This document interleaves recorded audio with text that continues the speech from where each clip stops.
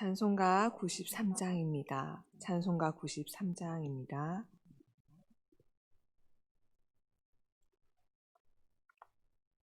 찬송가 93장 함께 찬양하시겠습니다. 예수는 나의 힘이요 내 생명 되시니 구주 예수 떠나 살며 죄 중에 빠지리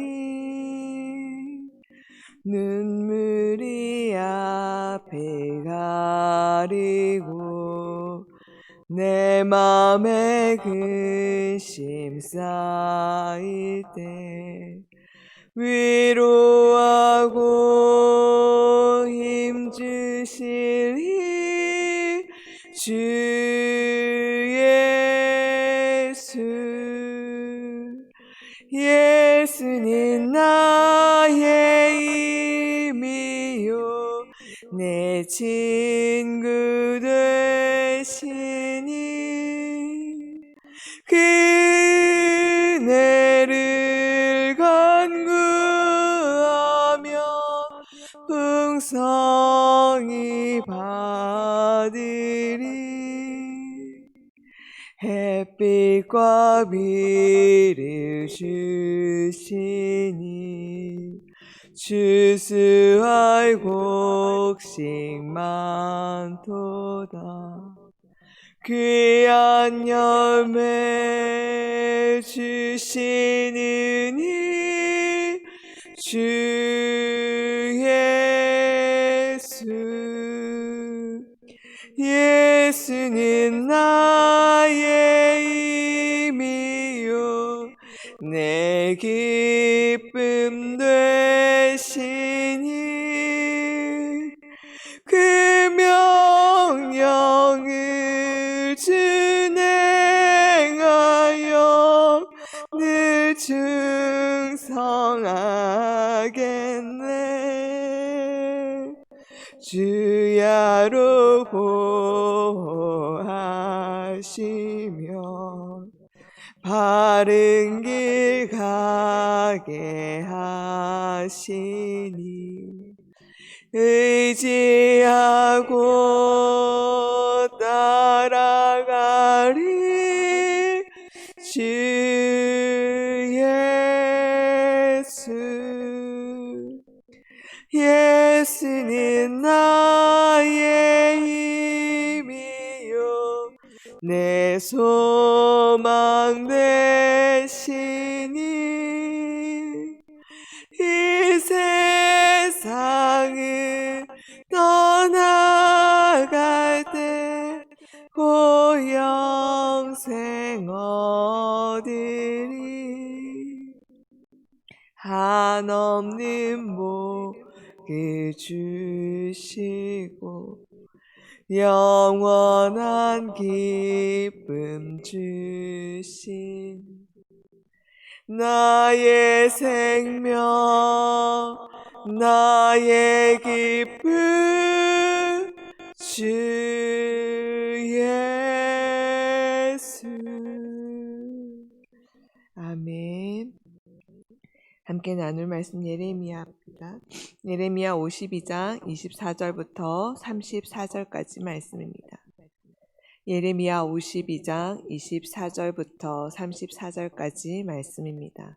교독하신 후에 마지막 절은 함께 읽도록 하겠습니다.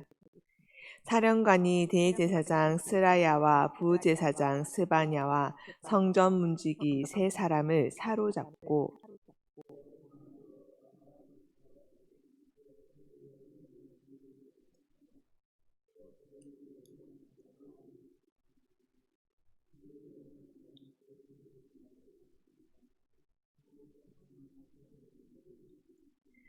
사령관 느부사라다는 그들을 사로잡아 림나에 있는 바벨론 왕에게 나아가매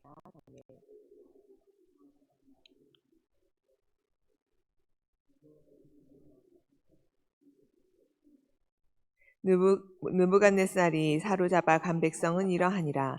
제7년에 유다인이 3,023명이요.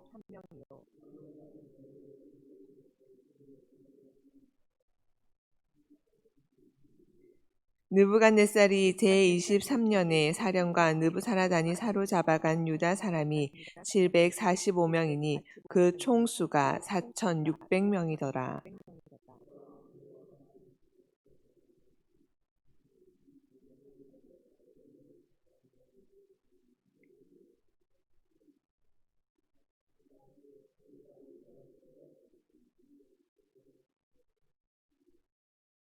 그에게 친절하게 말하고 그의 자리를 그와 함께 바벨론에 있는 왕들의 자리보다 높이고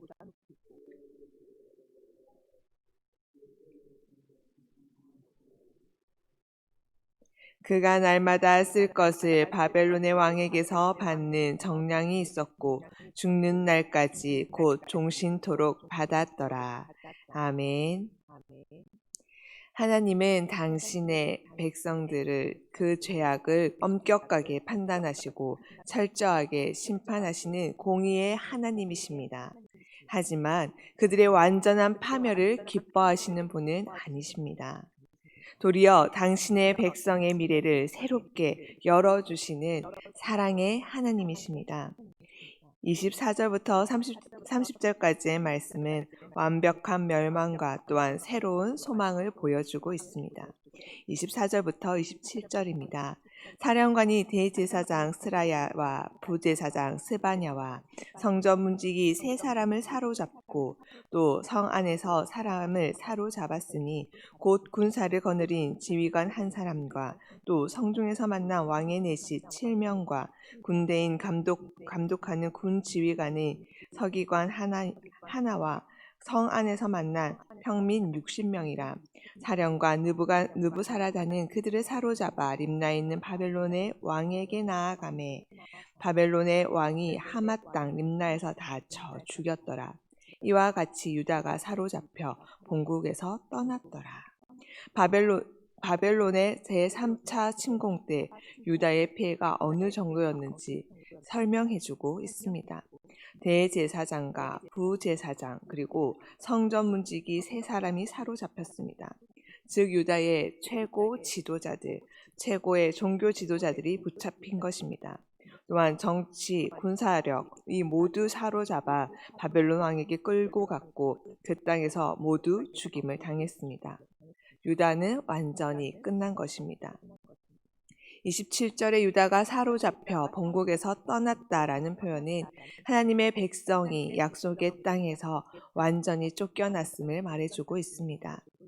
느부갓네살이 이처럼 유다의 종교 지도자들과 민간 지도자들을 죽인 것은 민족주의적인 세력들을 대표할 수 있는 이들을 처형함으로 바벨론을 향한 민족적 저항을 봉쇄하기 위한 것이었습니다. 특히 제사장들의 경우는 민족주의를 대표하는 자들이었기 때문에 더욱 그렇게 했습니다. 이렇게 다윗 왕조의 실패의 결과, 그 결과 중 백성들의 흩어짐에 대해 구체적으로 여기서 적고 있습니다. 하지만 한편으로는 희망의 메시지를 발견할 수 있습니다. 즉 하나님께서 남유다 백성들을 완전히 진멸하신 것이 아니라 그분의 백성을 남겨두셨던 것을 볼 수 있습니다. 그들의 일부를 포로로 끌고 간 것입니다. 그 포로들을 통하여 그 남은 자들을 통하여 하나님께서는 새 역사를 이루어 가십니다. 23절부터 30절입니다. 느부갓네살이 사로잡아간 백성은 이러하니라. 제7년에 유다인이 3,023명이요. 느부갓네살의 8째 해에 예루살렘에서 사로잡아간 자가 830명이요. 느부갓네살의 제23년에 사령관 느부사라단이 사로잡아간 유다 사람이 745명이니 그 총수가 4,600명이었더라. 바벨론 군대가 1차, 2차, 3차, 3번에 걸쳐 침공을 하였고 느부갓네살이 사로잡아간 백성의 총수가 4,600명이었다라고 분명히 보여주고 있습니다. 하나님께서 결국 이들을 통해 회복을 이루실 것을 계획하십니다. 결국 그들이 겪게 되는 심판은 회복의 또 다른 시작인 것입니다. 다음 단락에서는 이런 희망의 노래가 보다 구체화되어지고 있습니다. 31절부터 34절입니다. 유다 왕 여호야긴이 사로잡혀 간 지 37년, 곧 바벨론의 에월무로닥 왕의 즉위 원년 12째 달 25째 날에 그가 유다의 여호야긴 왕의 머리를 들어주었고 감옥에서 풀어주었더라. 그에게 친절하게 말하고 그의 자리를 그와 함께 바벨론에 있는 왕들의 자리보다 높이고 그 죄수의 의복을 갈아입혔고 그의 평생 동안 항상 왕 앞에서 먹게 하였으며 그가 날마다 쓸 것을 바벨론의 왕에게서 받는 정량이 있었고 죽는 날까지 곧 종신토록 받았더라. 여호야긴 왕은 아버지 여호야김이 죽은 후에 바벨론에 의해 예루살렘에 포위당한 상태에서 18세에 유다의 왕으로 등극해 단 석 달을 버티다가 항복하고 바벨론에 끌려갔습니다. 그가 바벨론에 끌려간 지 37년간 감옥 생활을 하였습니다. 바벨론의 새로운 왕이 등극하면서 그는 감옥에서 풀려났습니다. 여호야긴은 그 후로 왕 앞에서 먹는 은혜를 받았고 종신토록 그 필요한 것을 제공받았다고 성경은 증언하고 있습니다. 이 혜택은 동맹국 왕에 대한 최상의 혜택이었고 대우였습니다. 그런데 성경에서는 하나님 왜 여호야긴에게 이러한 은혜를 베풀었는지에 대해서는 말하고 있지 않습니다. 여호야긴이 회개하고 경건한 삶을 살았다는 증거도 없습니다. 단지 하나님이 유다 민족의 바벨론 포로 기간을 70년으로 정하시고 그 후에 해방시키셨듯이 여호야긴에 대해서도 37년간의 수감 생활을 정하시고 긍휼을 베푸셨을 것이라고 짐작할 수밖에 없습니다. 이처럼 하나님의 구원 역사는 주권적인 은혜의 역사입니다. 하나님이 인류의 죄를 사하시기 위해 예수 그리스도를 보내신 것은 그 은혜의 정점이지요. 죄인들이 돌이켜 하나님이 아들을 보내신 것이 아니라 우리가 아직 죄인 되었을 때에 하나님께서 그 아들을 보내셔서 우리에 대한 하나님의 그 사랑을 확증시키셨습니다. 우리는 그리스도로 말미암아 구원의 은혜를 입은 후에야 비로소 의인으로서의 변화가 시작됩니다. 그러므로 여호야긴의 일생에서 드러난 하나님의 구원과 회복의 역사는 유다 민족을 향한 회복의 징표였을 뿐 아니라 인류를 향한 하나님의 구속 역사의 징조였습니다. 우리는 하나님의 은혜로 자유를 얻고 하나님의 자녀된 권세를 받았습니다.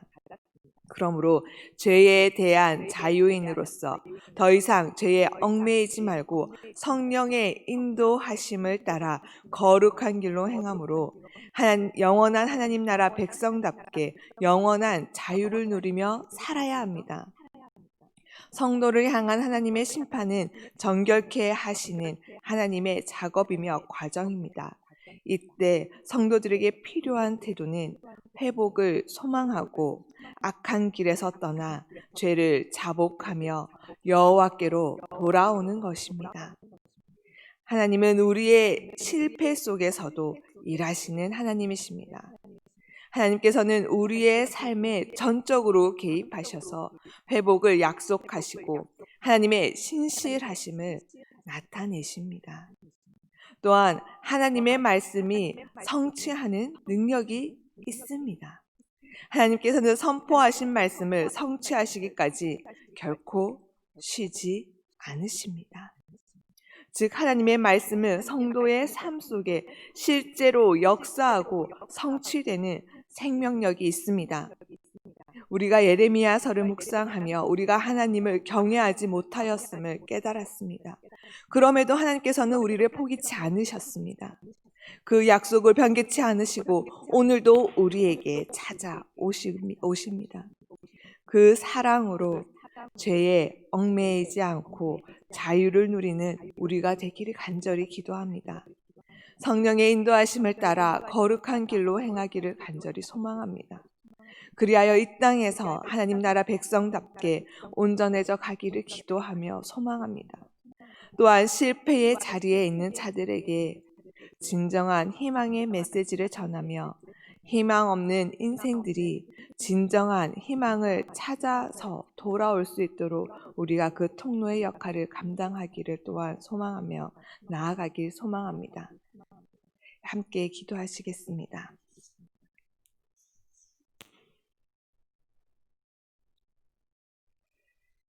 하나님, 당신은 공의의 하나님이십니다. 또한 우리를 지독히 사랑하시는 하나님이십니다. 우리의 죄로 인하여 우리가 심판을 받더라도 우리를 온전하게 자라가게 하기 위한 하나님의 사랑임을 깨닫고 정금같이 단련되게 하여 주시옵소서. 하나님께서 준비해 놓으신 그 희망 노래하게 하여 주시옵소서. 다시 춤추기 시작할 그 시간이 반드시 있음을 잊지 않게 하여 주시옵소서. 그 약속을 변개치 않으시는 하나님, 반드시 이루실 것을 우리가 믿습니다. 하나님, 세상의 유혹들로 하나님의 자리를 채우려 하는 어리석은 우리들을 용서하여 주시옵소서. 우리 믿음의 식구들이 하나님을 기억하고 그 사랑, 그 은혜 깨닫게 하시고 하나님을 찾게 하시고 하나님께 돌아오게 하여 주시옵소서. 인생의 고단함을 자신 나름대로 내 나름대로 해결하고 그 길을 찾으려고 하고 있지 않습니까? 그 가운데 하나님의 뜻과 계획이 있음을 알고 주께 돌아오게 하여 주시옵소서. 그 길만이 생명의 길이며 그 길만이 기쁨의 길입니다. 온전히 주의 백성으로 자라가게 하여 주시옵소서. 주님께만 기쁨과 소망이, 천국이 있습니다. 하나님, 주일을 준비하는 이날 우리가 주의 은혜 앞에 우리의 소망 되시는 주님 앞에 머뭅니다. 우리가 우리 나름대로 그 신앙생활을 하고 있었습니까? 하나님 철저히 깨닫게 하시고 내 나름대로가 아니라 하나님 뜻대로 하나님을 예배하게 하여 주시고 하나님 뜻대로 우리의 삶을 살아가게 하여 주시고 하나님 뜻대로 우리가 한 걸음 한 걸음 담대하게 이 땅에서 내딛게 하여 주시옵소서. 그리하여 주를 닮은 주의 자녀로서 이 땅에서 주의 통로로 주의 통치를 나타내는 주의 백성 되게 하여 주시옵소서. 감사드리며 이 모든 것 예수님 이름으로 기도드립니다. 아멘. 하늘에 계신 우리 아버지, 아버지의 이름을 거룩하게 하시며 아버지의 나라가 오게 하시며 아버지의 뜻이 하늘에서와 같이 땅에서도 이루어지게 하소서.